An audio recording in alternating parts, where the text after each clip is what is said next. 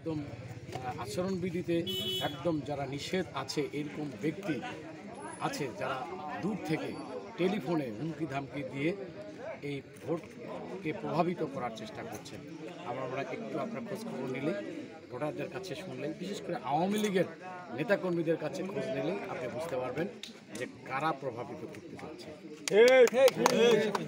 ভাইয়ের ব্যাপারে আমার ভাই প্রচার প্রচারণায় আছে, আমার মনে হয় এরকম কোনো প্রমাণ আপনি দিতে পারবেন না।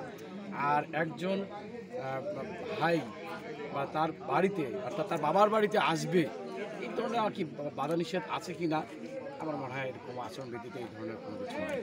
তিনি যদি প্রচার প্রচারণায় যায় তাহলে তো ব্যাপারটা আলাদা, কিন্তু যে অভিযোগ করেছেন তার ভাই কিন্তু বদরগঞ্জ সরকারি ডিগ্রি কলেজের সে প্রভাষক, তিনি কিন্তু বদরগঞ্জে একদম অবস্থান করছেন, তার বাড়িতে একই বাড়িতে অবস্থান করছেন এবং তিনি সরাসরি এই প্রচার প্রচারণায় অংশগ্রহণ করছেন। আপনারা একটু খোঁজ নিলেন। আপনি বিভিন্ন বিষয়টিতে নির্বাচন কমিশন অভিযোগ করেছিলেন, আমরা ভিডিও ফুটেজ আমরা খবরও করেছিলাম। পাশাপাশি আরও প্রভাব আপনি একজন বৃদ্ধা মহিলাকে জিহ্বা কেটে নিতে এরকম একটা নিতে চাচ্ছিলেন, এরকম একটা অভিযোগ করেছিলেন। সব মিলিয়ে আপনি একটু বলেন তো যে আসলে আর কী ধরনের আপনি এই ধরনের আর কি কথা আছে আপনার? আসলে ব্যাপারটা গেছে কি এরকম আসলে হুমকি ধুমকি চলছে।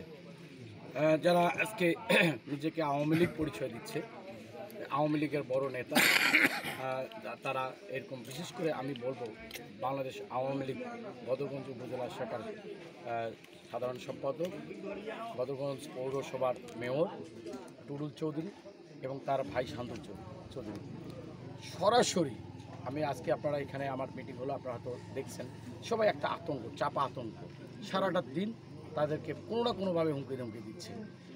যদি এরকম করে হুমকি ধামকি দিতেই থাকে এবং এটা যদি কোনোভাবেই বন্ধ না হয়, তাহলে আমি মনে করি যে বাংলাদেশে নির্বাচন কমিশন এবং প্রধানমন্ত্রীর যে প্রতিশ্রুতি একটি অবাধ শান্তিপূর্ণ নির্বাচন, এটা মনে হয় বিঘ্নিত হবে এবং ভোট সেন্টারে ভোটার উপস্থিতি অনেকাংশেই কম থাকবে। আমি আশা রাখব যে এটা কোনোভাবেই যেন তাদের হুমকি ধামকি না দেয়, এটা যাতে বন্ধ হয়, এটা আমি প্রশাসনের কাছে জোর দাবি করব। একটা বিষয়, এখন আপনি নির্বাচিত হলে প্রথম কি এজেন্ডা বদরগঞ্জবাসীর জন্য করবেন, যেমন এই জায়গায় আপনার কি উদ্যোগ থাকে? এটা তো অবশ্যই একটা যানজট, মনে হয় যে কতটুকু সম্ভব এটা আমার জানা নেই। আমি মনে করি এটা সম্ভব তার পক্ষে নয়, এটা করা সম্ভব এটা বাংলাদেশ সরকারের, এটা যোগাযোগ মন্ত্রণালয় এবং বিশেষ করে এমপি মহোদয়। তারপর দাবি তো থাকে, আমার অবশ্যই দাবি থাকবে, এটা অবশ্যই, এটা বদরগঞ্জের প্রতিটি মানুষের এটা প্রাণের দাবি যে একটি বিকল্প রাস্তা বদরগঞ্জ থেকে। আর কি করবেন ভাই? আরেকটি হচ্ছে, সেটা হচ্ছে যে মাদক মুক্ত। আপনি জানেন যে সারা বাংলাদেশের মতো বদরগঞ্জও মাদকে ছেয়ে গেছে, যত্র মাদক পাওয়া যায়। এই মাদক মুক্ত বদরগঞ্জ উপজেলা তৈরি করাই হবে আমার সেকেন্ড এজেন্ডা। আর হচ্ছে সন্ত্রাস মুক্ত।